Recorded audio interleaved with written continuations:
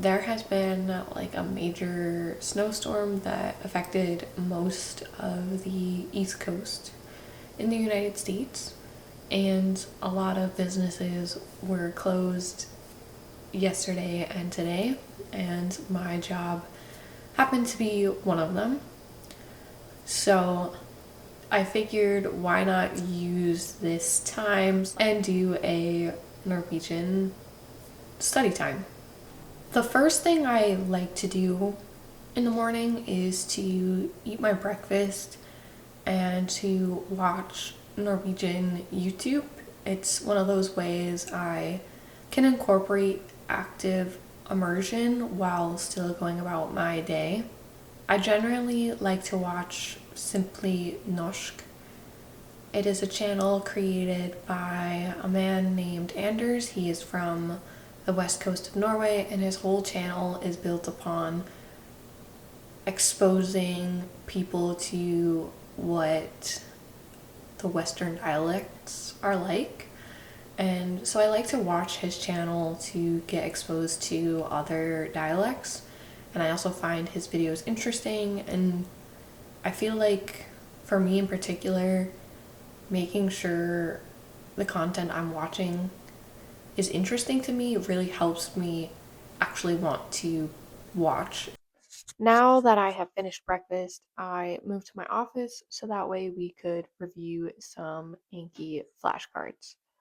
I generally review my Anki flashcards while on break at work, but I do occasionally review them at home when I have some extra time or if I just want a quick review. So without further ado, let's boot up Anki. So I have quite a few decks here. This top one, the 10B, is a lesson in NTNU's LearnNow course. This 1.3 Dialects of Norwegian is a podcast in Norsk beginners. So I like to categorize my decks by what source it came from. So I have a major deck for Norsk for beginners. I have another one for NTNU's LearnNow course, and then I have a deck for the Mystery of Nils. Anyways, so I'm just going to quickly work my way through and see how much I can complete in 15 minutes.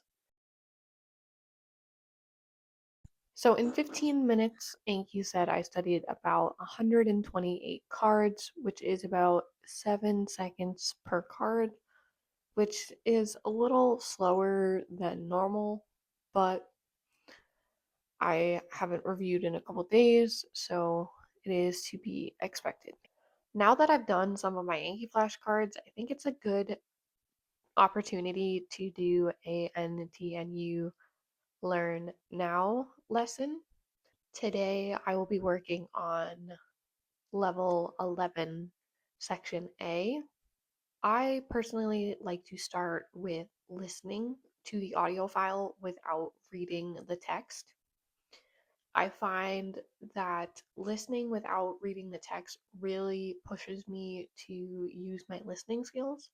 So the first time or two I listen to the audio without reading. The third time I read the text while listening to the audio file. I do not look at the vocab list. I don't pause or get caught up on words if I don't understand them. I just keep going with the text. I'll then pick out which words I don't understand and use the word list to figure out the words that I don't know. Once I've done that, I read it again with the audio and the text.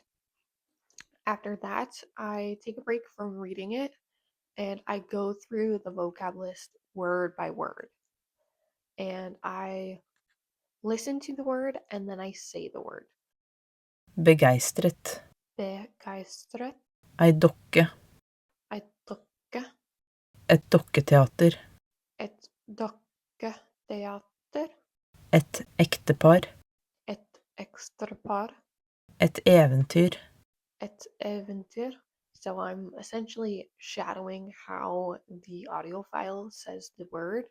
So I'm able to pick up the pronunciation. And this is where I would pause if I don't have a lot of time. But today we do have a little extra time, so I'm gonna do my second part, so to speak. So, this second part, I would listen to the audio again without the text, and then I would listen to the audio whilst reading, but I would practice speaking. And I would do this sentence by sentence. So I would have the audio play one sentence, read it along with it, and then speak the sentence. Barnehagen til Alex har besøk av Barnas Eventyrteater. Barnehagen til Alex har besøk av Barnas Eventyrteater. Er et ektepar som spiller dokketeater. Det er et ekstrapar som spiller dokketeater.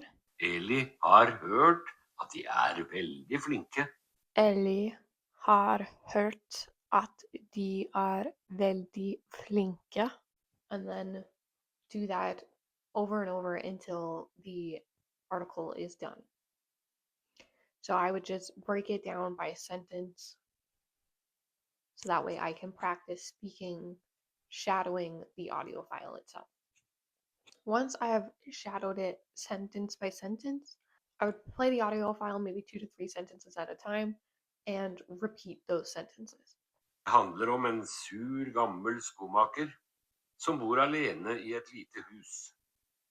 Han har vunnet ei pen lita dokke med en fin, hvit kjole. Men han vet ikke helt hvor han skal sette dokka, fordi det er så rotete og skittent hjemme hos ham. Det handler om en sur, gammel skomaker som bor alene i et lite hus. Han har funnet ei pen lita dokke med en fin, hvit kjole, men han vet ikke helt hvor han skal sette dokka fordi det er så ruttet og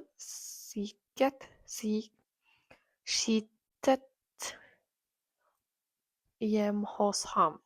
So I'm practicing speaking the text while utilizing the audio file to teach me how to pronounce and say words or the rhythms of the sentences. Once I've done that, I would then go to the grammar portion of the article. I would take the time to read that and familiarize myself with what is going on. Then, after I would do the exercises that went along with the lesson. Since this video is getting a little longer, I think I'm just going to do exercise 1 with you guys. So, if we look at NTNU's website,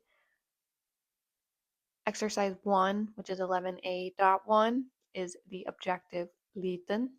I have to guess which form of liten matches the sentence. So for question 1, it is skomakeren bor i et blank hus. Så lita, I think it's the one with the E. Okay. So I'll write on that. And then question 2 is han har funnet ei lita dokke, because lita is the feminine version. Okay. Number 3, ringen som han fant var liten, because I think we're talking about ringen, which is a masculine word. Okay, so we got that right. Schumacherens naboer inviterte ham på en liten fest. Yeah. And we have barna i barnehagen are små, because små is the plural of liten. Liten, when it's a plural, it's irregular.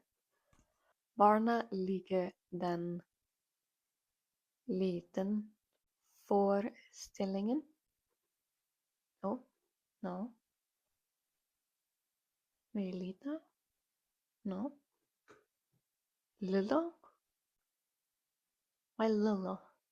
I'll have to look up why they're little, because I don't think I've ever seen that before. De små barna klapper etter forestillingen, because there's multiple children. Alex liker seg i den blank barnehagen sin.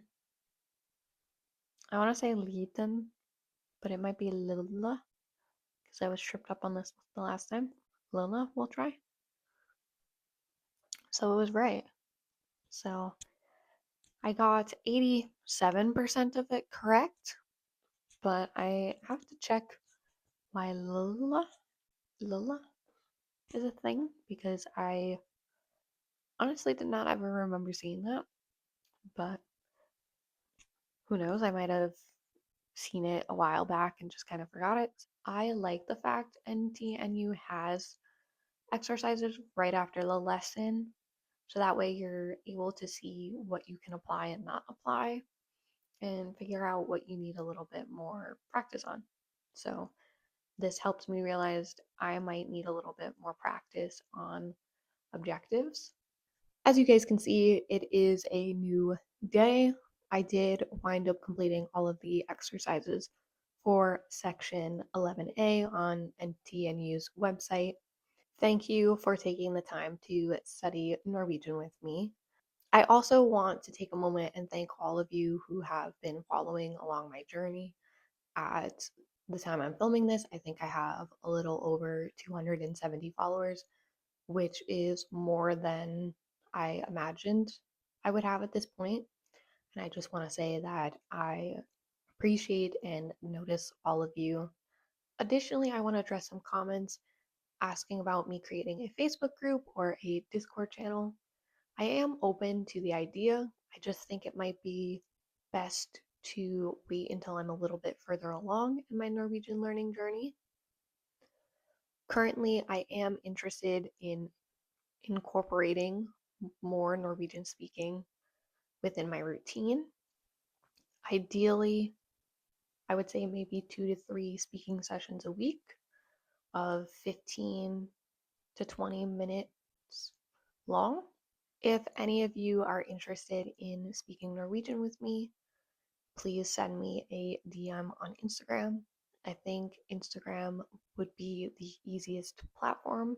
My handle is the same as YouTube, so Esme's Norsk Journey. I don't want any of you to feel like you have to message me or have to help me learn Norwegian. It is for people who genuinely want to help me learn Norwegian and who don't mind spending, 15 or 20 minutes talking to me in Norwegian.